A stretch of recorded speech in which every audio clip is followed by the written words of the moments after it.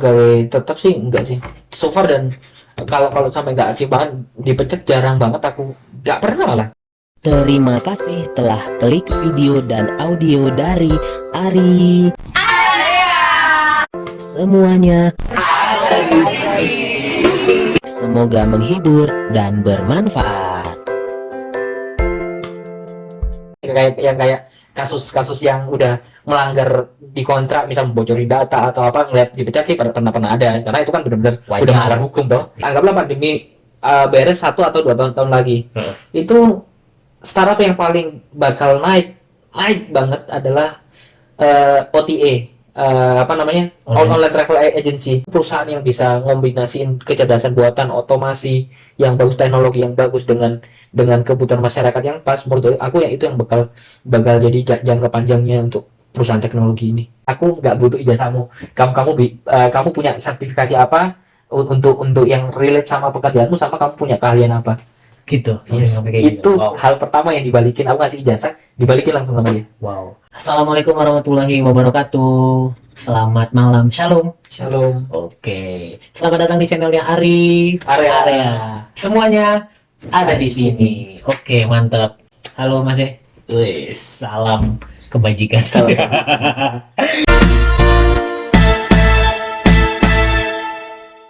Tapi yang aku penasaran dengan fleksibelnya jam kerja di startup itu tuh, pasti kan kalian pasti punya target tersendiri. Nah, apa emang sama kalau seandainya targetnya nggak tercapai, itu kira-kira punishment-nya seperti apa sih gitu? Kalau punishment sih nggak ada, cuma apa namanya, kita bakal di review performa kita itu tiap quarter, tiap semester, atau tiap tahun. Itu juga di review. Ketika review kita apa, KPI kita nggak sesuai target, biasanya untuk apa ya, kenaikan benefit di apa namanya, di tahun berikutnya, atau kenaikan jenjang promosi, itu juga berdasarkan KPI kita. Tapi untuk direct punishment itu Kan? ya kecil lah. Ada, pasti ada. Kecil. Tapi kecil.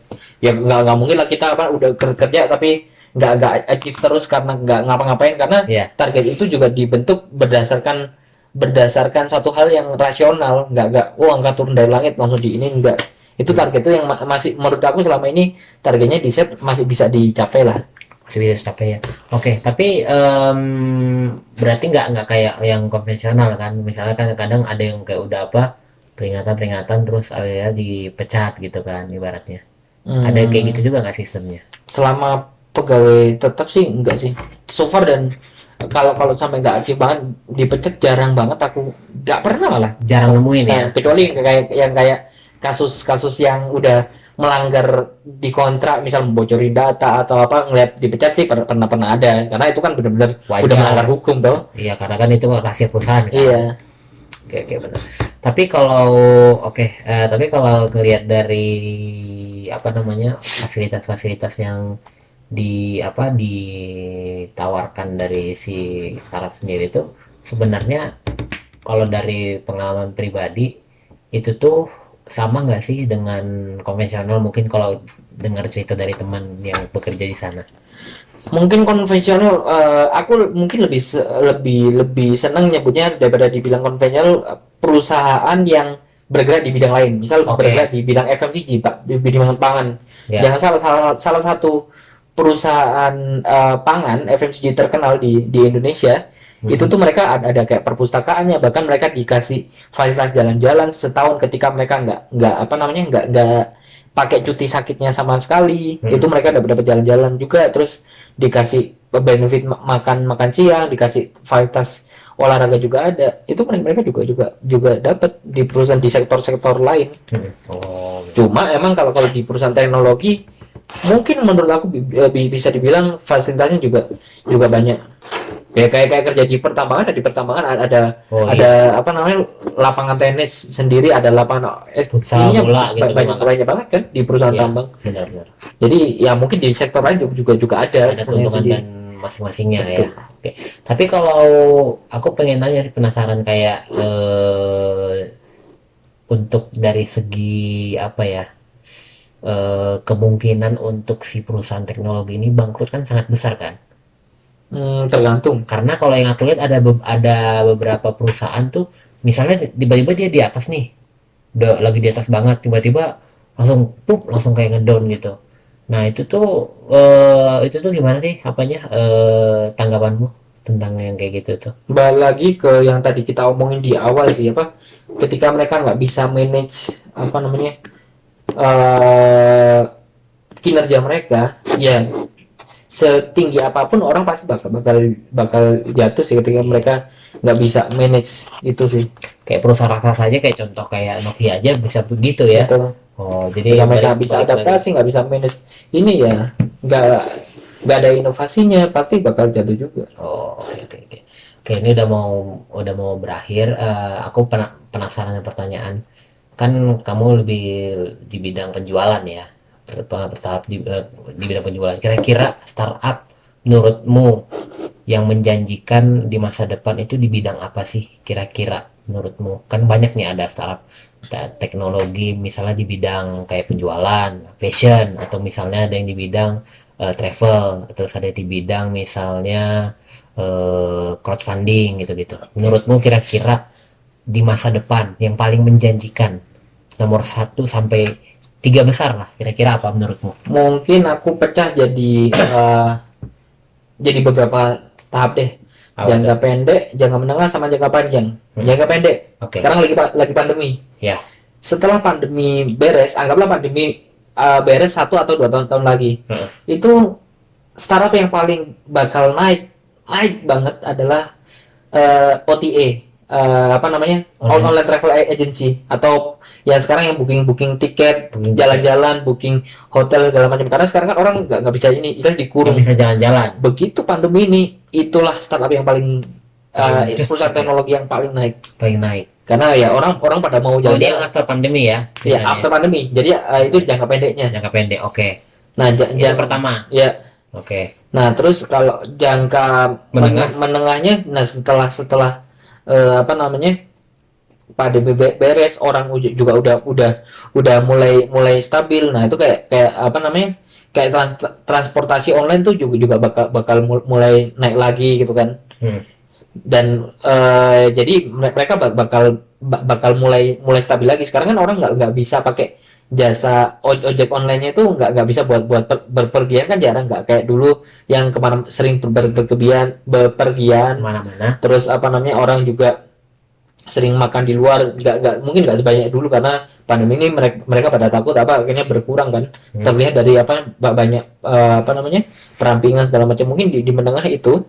Tapi kalau menurutku yang jangka panjang, nah karena pengguna ini juga semakin banyak, dan apa namanya, data juga makin banyak kan. Menurut aku perusahaan yang bisa menyajikan apa namanya, kecerdasan buatan, yang bisa bikin apa namanya, robot otomatis lah, itu yang bakal jadi next future gitu. Jadi misalnya kalau kamu ibarat mau beli nih, tinggal ngomong lewat HP, aku mau beli ini dong sekarang gitu. Nanti dia dihubungin ke e-commerce mana, terus dia langsung kirim barang ini, dia langsung motong saldo ATM kamu. Itu suatu perusahaan yang bisa ngombinasiin kecerdasan buatan, otomasi yang bagus, teknologi yang bagus, dengan kebutuhan masyarakat yang pas. Menurut aku ya itu yang bakal jadi jangka panjangnya untuk perusahaan teknologi ini.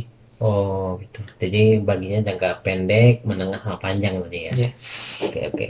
Terus ada lagi kira-kira? ya itu aja. Itu Karena aja. karena perusahaan e-commerce itu menurut aku satu-satunya yang perusahaan teknologi yang dampaknya nggak signifikan. Bahkan aku bilang e-commerce itu makin naik selama pandemi, karena orang nggak bisa ke pasar, nggak bisa ke mall, mau beli baju dong tetap, mau beli HP baru dong tetap, Iya. belinya lewat mana? E-commerce. Online ya, e-commerce ya, benar-benar. Oke. Nah, ini yang terakhir nih. Boleh dong kasih tips buat teman-teman, kira-kira kalau dia pengen kerja di startup, kira-kira persiapan apa sih yang harus disiapkan supaya bisa keterima dan ya dan bisa tetap struggle di situ gitu. Satu, menurut aku sih harus open minded, tadi udah aku sebutin sih, open minded. Terus harus apa namanya, ngikutin perkembangan teknologi. Jadi ikutin perkembangan tren apapun, entah teknologi, terus apa namanya, dunia usaha yang paling baru, sama harus passionate.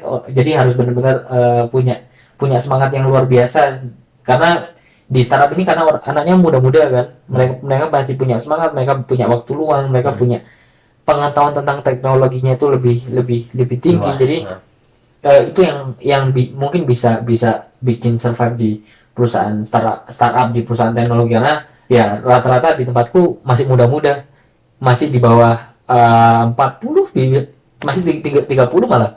Kalau yang di middle level masih bawah 30 tuh masih banyak banget. Oke. Terus kira-kira harus ada keahlian khusus nggak sih kalau untuk masuk startup itu? Keahlian khusus sih enggak, karena tergantung divisi kan. Bahkan pas dulu aku ngelamar kerja, eh, berkas pertama yang dibalikin sama yang interview aku adalah ijazah. Dia bilang, aku nggak butuh ijazahmu, kamu punya sertifikasi apa untuk yang relate sama pekerjaanmu, sama kamu punya keahlian apa. Gitu. Yes. Sampai kayak gitu. Itu Wow. hal pertama yang dibalikin. Aku ngasih ijazah, dibalikin langsung sama dia. Wow. Berarti kalau misalnya kita hanya lulus SMA juga, kalau keahlian kita mau Banyak. bisa.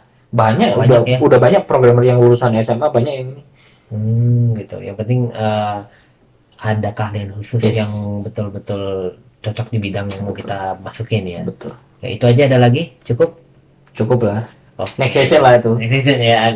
Oke. Baik, makasih udah mau ngobrol panjang-panjang. Kayaknya kita udah sejam nih ngobrol panjang lebar tentang startup nih, panjang kali lebar. Oke, makasih Mas buat waktunya. Semoga sukses terus, lancar terus ininya, kerjaannya, dan karirnya lebih melesat lagi. Oke, itu aja dari aku dan Mas Rio. Jangan lupa tetap pantengin terus channelnya Area. Semuanya ada di sini. Oke, makasih ya. Assalamualaikum warahmatullahi wabarakatuh. Shalom. Selamat dini hari. Oke. Wow. Wah, terima kasih ya sudah nonton dan dengar video dan audionya sampai habis. Dari Ari, semuanya ada di sini. Semoga menghibur dan bermanfaat.